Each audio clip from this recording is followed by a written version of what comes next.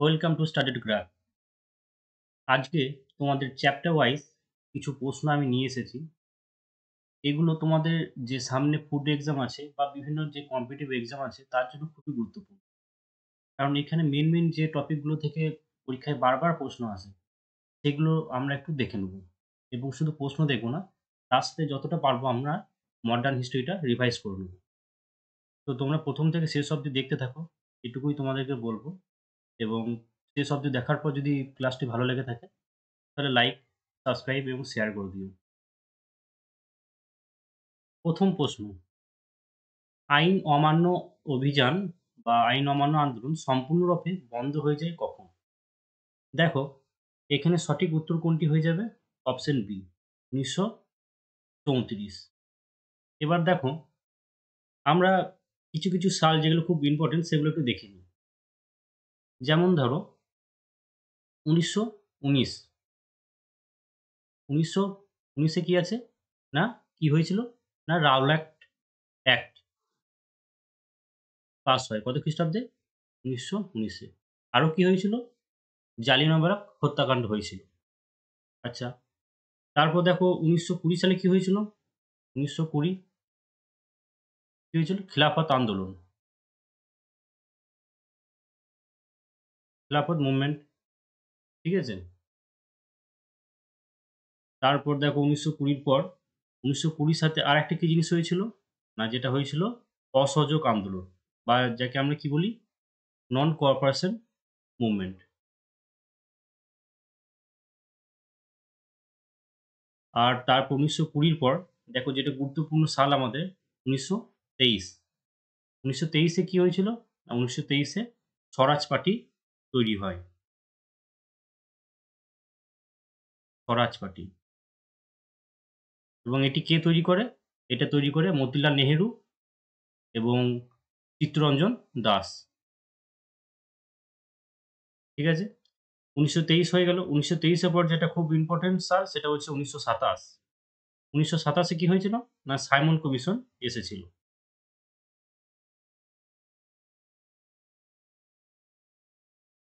Simon commission ভারতে আসে এবং আ তোমরা সকলেই জানো যে এটার বিরোধিতা কে করেছিলেন? না, লালা লাজপত রায়। এবং আ তিনি সেখানে লাঠির আঘাতে তার মৃত্যু ঘটে। তারপর দেখো 1930-এ আমরা যদি চলে আসি, 1930-এ কি হয়েছিল? না, 1930-এ হয়েছিল আ তোমার আইন অমান্য আন্দোলন শুরু হয়েছিল। এবং যেটা আমরা সকলেই জানি যে কিসের দ্বারা এটা হয়েছিল? না, ডান্ডি মার্চ। তো তোমাদেরকে যদি পরীক্ষা আসে ডান্ডি মার্চ কখন হয়? না, 1930 খ্রিস্টাব্দে। ঠিক আছে? এবার দেখো 1930-এ যখন এটা হয়ে যায়, আ তোমরা সকলেই জানো মার্চে কত তারিখে এটা হয়েছিল? না, 12 মার্চ, 12 মার্চ। এটা মনে রেখে দিও। 12 মার্চ। আর এটা তাহলে ক্লোজ কখন হয়ে যায়? 1934-এ। ঠিক আছে? এবার দেখো 1930-এর পর 1931-এ কি হয়? 1931-এ হয় তোমার গান্ধী-আরউইন প্যাক্ট। তোমরা সকলেই জানো যে গান্ধী-আরউইন প্যাক্ট।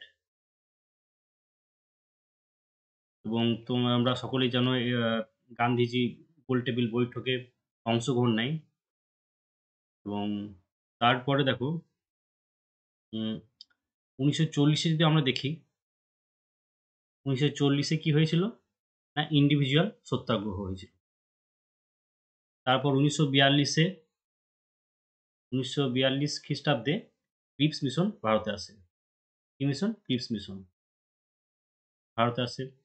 তারপরে দেখো 1942 খ্রিস্টাব্দেই কুইট ইন্ডিয়া মুভমেন্ট চালু হয়। তারপর 1946 খ্রিস্টাব্দে ক্যাবিনেট মিশন ভারতে আসে।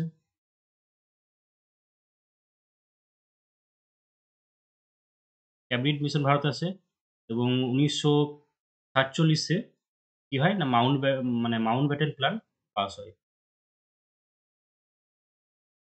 তো দেখো মোটামুটি আমরা এগুলো দেখে নিলাম। এবং দেখো 1917 সালে চম্পারণ সত্যাগ্রহ হয়। নেক্সট কোয়েশ্চেন দেখি। নিম্নলিখিত মুক্তিযোদ্ধাদের মধ্যে কে ভারত ছাড়ো আন্দোলনের সময় মুম্বাইয়ের গোয়ালিয়র ট্যাঙ্ক ময়দানে ভারতীয় পতাকা উত্তোলন করেছিলেন? তো দেখো, এখানে সঠিক অ্যান্সারটি হয়ে যাবে অপশন এ, অরুণা আসিফ আলী। তো অরুণা আসিফ আলীকে আমরা সকলেই কি হিসেবে জানি?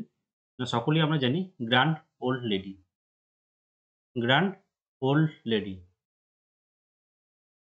আর গ্র্যান্ড ওল্ড ম্যান কাকে বলা হতো?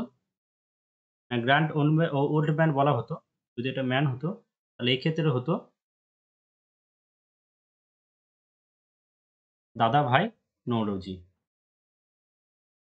আর দেখো, সরোজিনী নাইডু, একে ইন্ডিয়ান নাইটিঙ্গেল বলা হয় বা ভারতীয় কোকিলা, এবং সেটি বলেছিল কে? না, গান্ধীজি। এবং সরোজিনী নাইডু হচ্ছে প্রথম ইন্ডিয়ান ওম্যান যে, মানে ভারতীয় মহিলা যে ইন্ডিয়ান ন্যাশনাল কংগ্রেস সভাপতিত্ব করে বা প্রেসিডেন্ট ছিল। এবং কোন অধিবেশনে সেটি ছিল? না, কানপুর অধিবেশনে। কানপুর অধিবেশনে সরোজিনী নাইডু প্রেসিডেন্ট ছিলেন।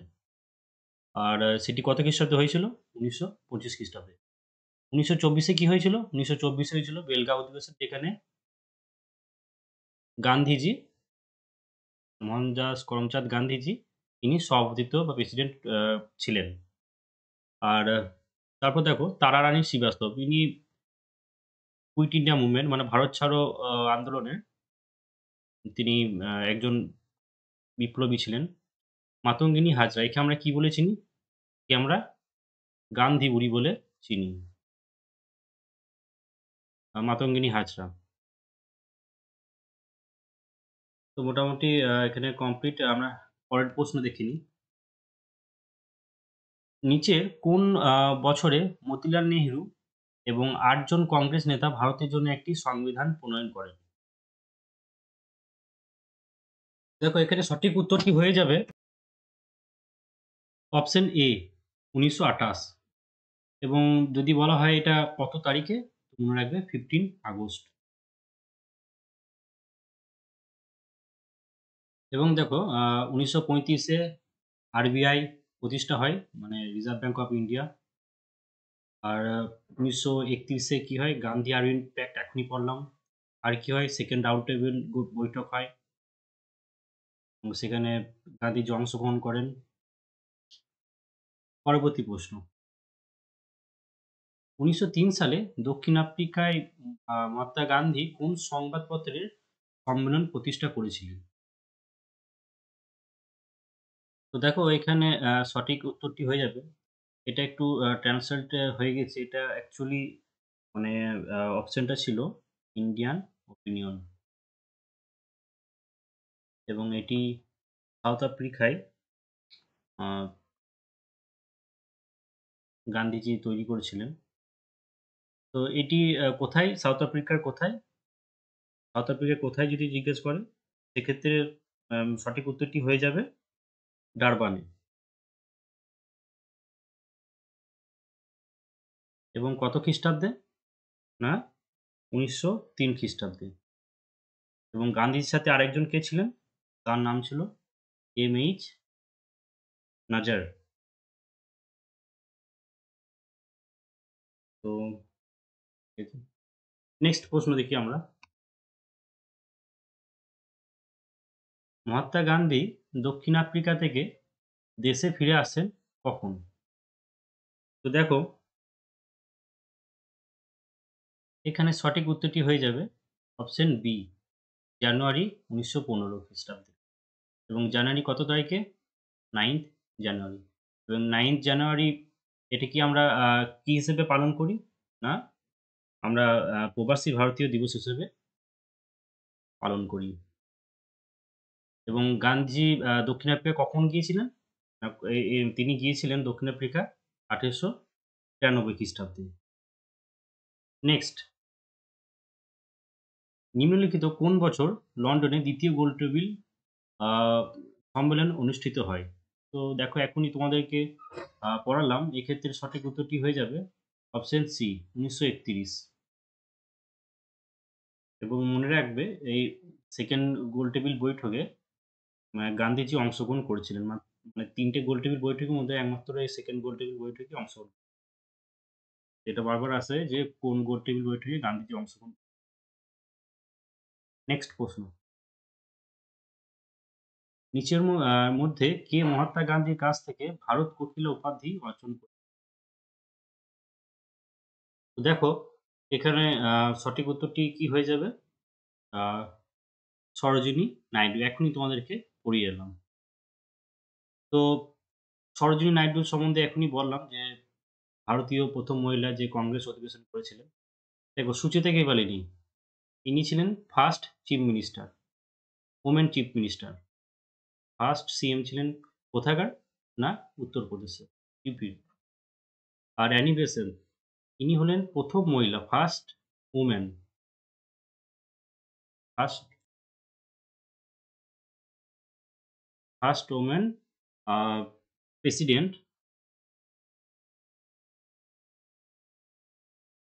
Of INC, Indian national Congress. তো আর ১ম ভারতীয় মহিলা হলে সেক্ষেত্রে সরোজিনী নাইডু হয়ে যাবে। এবং এটা কোন অধিবেশনে ছিলেন? এটা ১৯১৭ ক্যালকাটা অধিবেশনে। ক্যালকাটা অধিবেশনে ছিলেন। ঠিক আছে? চলো পরবর্তী প্রশ্ন। চম্পারণ সত্যাগ্রহ নিম্নলিখিত কোন বছরে চালু হয়েছিল? তোমাদেরকে ১ম প্রশ্নতেই বলে দিয়ে এসেছিলাম। তো দেখো এক্ষেত্রে সঠিক উত্তরটি হয়ে যাবে ১৯১৭, অপশন বি। এবং এই সত্যাগ্রহ ছিলেন গান্ধীজির সর্বপ্রথম সত্যাগ্রহ আন্দোলন। এবং এই চম্পারণ কোথায় আছে? না এই চম্পারণ আছে বিহারে। চলো পরবর্তী প্রশ্ন। ১৯৩১ এর গান্ধী আইরিন চুক্তির ফলাফল কি ছিল? দেখো অপশনে কি আছে? সরি এটা এ হবে। ভগৎ সিং, রাজগুরু ও সুখদেবকে ন্যায্য বিচার করতে হবে? একদমই না। এটি উম মানে এটি আলোচনায় ছিল না বলেই গান্ধীজিকে অনেকেই দোষ করেন। আর ভারতীয় প্রাদেশিক নির্বাচন ঘোষণা করা? ভুল। ভারতীয় জাতীয় কংগ্রেস বঙ্গভঙ্গ বিষয়ে সম্মত হয়? একদমই ভুল। ভারতীয় জাতীয় কংগ্রেস আইন অমান্য আন্দোলন শেষ করতে সম্মত হয়েছিল? একদমই ঠিক। তো আ এক্ষেত্রে সঠিক অ্যান্সারটি হয়ে যাবে অপশন ডি। এবং এটি কত তারিখে হয়েছিল? 5th মার্চ, মানে গান্ধী আইরিন চুক্তি। নেক্সট, কোন সালে লন্ডনে ১ম গোলটেবিল আ সম্মেলন অনুষ্ঠিত হয়? তো দেখো আমরা সেকেন্ড গোলটেবিল দেখে নিলাম। এবার দেখো ১ম গোলটেবিল। তো ১ম গোলটেবিল অনুষ্ঠিত হয় ১৯৩০ খ্রিস্টাব্দে। এবং এটা কত তারিখে হয়েছিল? না এটি হয়েছিল 12 নভেম্বর, 12 নভেম্বর। এবং কোথায় হয়েছিল? না এটি হয়েছিল রয়্যাল গ্যালারি হাউসে। সেটি কোথায় আছে? লন্ডনে। আর এটি কে আ মানে কে আয়োজন করেছিলেন? না জর্জ পঞ্চম। নেক্সট, ভারতীয় কোন ব্রিটিশ ভাইসরয়, সরি আ ১৮৮৪ হবে। তো ভারতের কোন ব্রিটিশ ভাইসরয় ১৮৮৪ খ্রিস্টাব্দে প্রণীত গিলবার্ট বিলের সাথে যুক্ত ছিলেন? তো দেখো এখানে সঠিক উত্তরটি হয়ে যাবে অপশন এ, লর্ড রিপন। নেক্সট, নিম্নলিখিত আ নিম্নলিখিতের মধ্যে কাকে গান্ধীজি অজাতশত্রু বলে ডাকতেন? তো দেখো এখানে সঠিক উত্তরটি হয়ে যাবে option D, doctor Rajendra Prasad. ইনি কে ছিলেন? ইনি ছিলেন আমাদের ১ম প্রেসিডেন্ট, ১ম প্রেসিডেন্ট। এবং ইনি ছিলেন আমাদের ১ম স্থায়ী প্রেসিডেন্ট ছিলেন কনস্টিটিউট অ্যাসেম্বলির এই ডক্টর রাজেন্দ্র প্রসাদ। নেক্সট, আমাদের পরবর্তী প্রশ্ন। রাজঘাট হলো কার স্মারক? তো দেখো এখানে সঠিক উত্তরটি হয়ে যাবে মহাত্মা গান্ধী। অর্থাৎ রাজঘাট ডেডিকেটেড করা হয়েছে কার জন্য? মহাত্মা গান্ধীর জন্য। Option C. এবার দেখো ইন্দিরা গান্ধীর জন্য যেটি ডেডিকেটেড করা হয়েছিল সেটির নাম হচ্ছে কি? শক্তি স্থল। শক্তি স্থল। তারপর দেখো এগুলো খুব ইম্পর্টেন্ট, তোমরা একটু মনে রেখে দিও। রাজীব গান্ধীর জন্য যেটা ডেডিকেটেড করা হয়েছিল সেটি হচ্ছে বীর ভূমি, এবং জওহরলাল নেহেরুর জন্য সেটার নাম হচ্ছে শান্তি বান। নেক্সট, মহাত্মা গান্ধীর মা হলেন কে? তো দেখো এখানে সঠিক উত্তরটি হয়ে যাবে পুতলিবাই, অর্থাৎ অপশন বি। এবং তোমরা সকলেই জানো যে কস্তুরবা বাই ইনি হলেন গান্ধীজি ওয়াইফ। নেক্সট, কত সালে অসহযোগ আন্দোলন শুরু হয়? অপশন বি 1920 খ্রিস্টাব্দে। এবং কত তারিখে? তো দেখো সেটি হচ্ছে 31শে আগস্ট। নেক্সট,